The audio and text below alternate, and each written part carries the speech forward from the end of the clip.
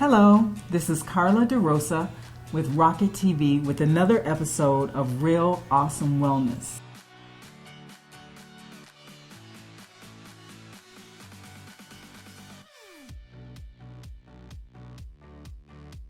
Hello, this is Carla DeRosa for Rocket TV. You're with another episode of Real Awesome Wellness. And I'm with Ursula Anderson, and we're talking about soul kombucha.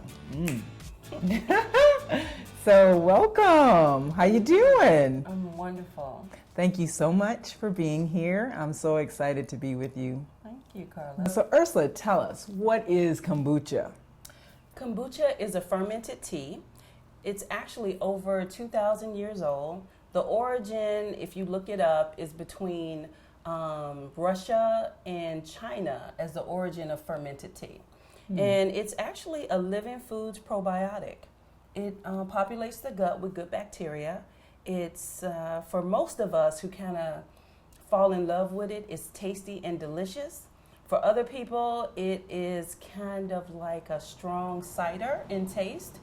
And so they gotta kind of chunk it down. But because it has such good health benefits, those who welcome natural health or natural wellness, they can incorporate it into their diet very comfortably. You could do it by like buying it at the store.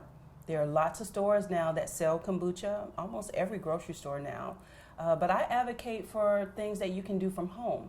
So I advocate home brewing because it's cost effective and you get to control how intense your experience is. And you have food-based probiotics at your disposal 24 hours a day. I love it. That's awesome. That's awesome. I think that's really good to get people started. Because when I started doing more raw food, that was one of the things that I was researching in terms of like probiotic health and gut health. Because that's how I got to raw food, just trying to heal my gut. So so that's why I was interested in kombucha. So talk about the health benefits, like what people could actually get from brewing on their own and taking kombucha regularly. Okay, so that's an excellent point.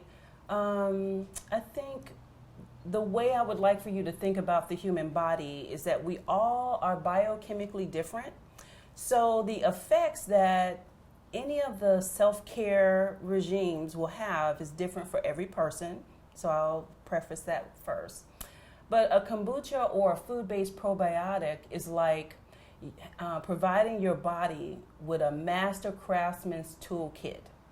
And in that toolkit is so many resources or tools that allow your body to prioritize whatever it needs to fix, maintain, repair, rejuvenate, and the body gets to do the selection. You may say, oh, I've been a drinker for most of my life and I want to work on my liver. And in this toolkit, once you start taking in a food-based probiotic like kombucha, the body will decide, you know what, let's repair the stomach lining. This person has some H. pylori, so we want to fix that first. So you don't get to decide in your consciousness what is repairable. The body gets to make the decision, Okay, that's very good. I like that. And I remember, so we worked together on a New Year's Day raw food event.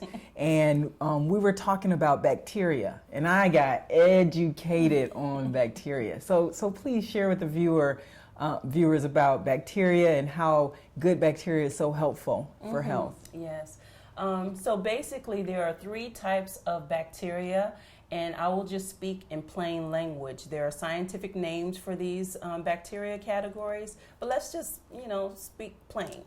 So there are 3 categories. One is beneficial bacteria, and that's what we're looking to enrich in the body. The other is opportunistic. And then the last is what we consider bad bacteria, the kind of stuff that kind of takes over and makes us feel tired. It takes down our vitality. It makes us sluggish. And for some people, it can literally throw off their mental state. They can become depressed or they can become sick. So the area when we take in probiotics that we're looking to kind of nurture is the food-based, with food-based probiotics is the beneficial, and we're looking to propagate the good bacteria. Now, the one thing I'll point out with the opportunistic is this family of bacteria, they will take whatever side is winning. Because the basic secret of all life is everything wants to live. Gotta survive. Everything is trying to survive, and they're trying to survive in healthy populated numbers. So the opportunistic bacteria, if the bad guys are winning, and say you end up with, you were talking about it earlier, like a colon imbalance, they're going to go over to the side of the bad bacteria because they have more numbers, they're winning or taking over more territory. But when we take in good bacteria like probiotics, fermented foods, we're sending in good guys. It's almost like you're reinforcing your good troops in a battle. And when that happens, the opportunistic bacteria will say, wow, the cavalry is here. Yeah. So they're going to join the good side. They're going to join the good team. Yeah. And that's what we want. And they will help us balance our pH, help our body assimilate nutrients more effectively. It's a wonderful internal atmosphere for the good bacteria. When they come in and they're strong, we have more energy. Our hair is really healthy and shiny. We have that nice crisp whiteness in our eyes. Our breath is fantastic. We just feel great. We have the energy and vitality to do the things that we want to do. And our internal plumbing, our gut, functions at its optimal rate. So we want to have more and more good bacteria. Bacteria have a life cycle. They die off just like we do. They propagate just like we do. They need oxygen and food just like we do. So when we take in clean foods, we hydrate ourselves well, we get the exercise that we need, we go to the bathroom the way that we need to. For many of us, when we sweat or become active, that's part of helping to propagate the good balance of bacteria in the body, because you're allowing the body to get rid of waste and toxins when you sweat. So all of these things work together to help us be really strong and healthy. That's and awesome. We really mirror that inside our bodies. Yeah, that's great. So now we know the health benefits, so I'm already convinced. But let's talk about, first of all, like when I first take kombucha, it gives me such a feeling of calm, like relaxing and just like, I don't know, just a little bit like, it's hard to describe. And then also, of course, everybody knows I'm a food addict, and I've had some really, really good tasting kombucha. So talk to us about the feeling you get and also all the different tastes. Well, the feeling of kombucha, some people, when they take it, and when you take in something good, it kind of registers in the body. And I kind of call it the pleasure principle. Yeah. So when something is good for you, it kind of feels good. And kombucha, for some people, can really give them that effect. And because of the process of fermentation, it really is a breaking down of nutrients. So it does create a very small amount of alcohol. And some people, if you're sensitive to alcohol, that may be something that you feel, especially if you never have alcohol. So if you think about it, when we homebrew, if it's going to be cabbage, it's going to be tea, anything that's fermented, that small amount of alcohol will come in. And it might be a 0.05% to say 1% for home brewers.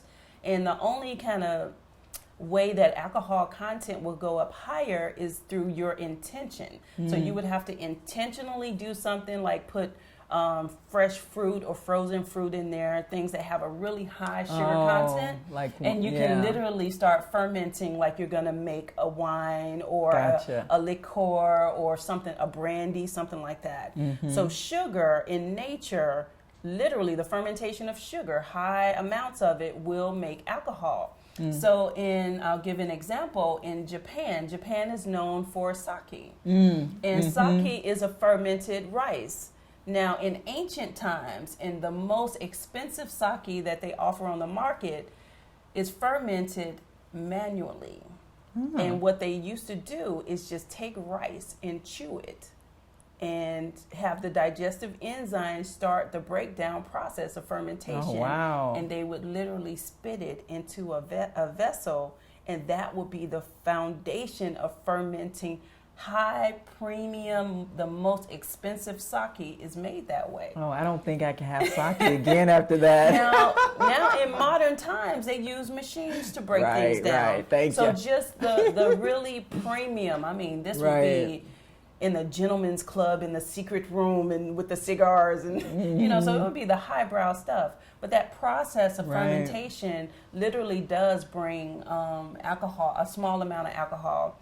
And then the other part of it is that because the body gets to decide what needs support first, and your body is literally getting some relief. It could be if you're chronically constipated, you may start feeling some relief just from the detoxifying action of the kombucha going in first blush, that your body is going to send you to the bathroom. It's going to do that. Yeah. So it's pretty awesome. That's good.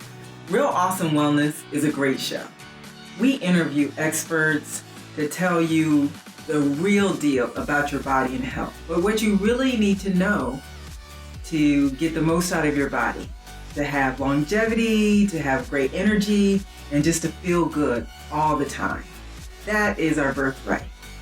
With the right food and simple food medicine techniques, exercise and awareness and consciousness, you can do it. You can have everything you want through your spiritual machine. Tune in for another episode of Real Awesome Wellness on Rocket TV.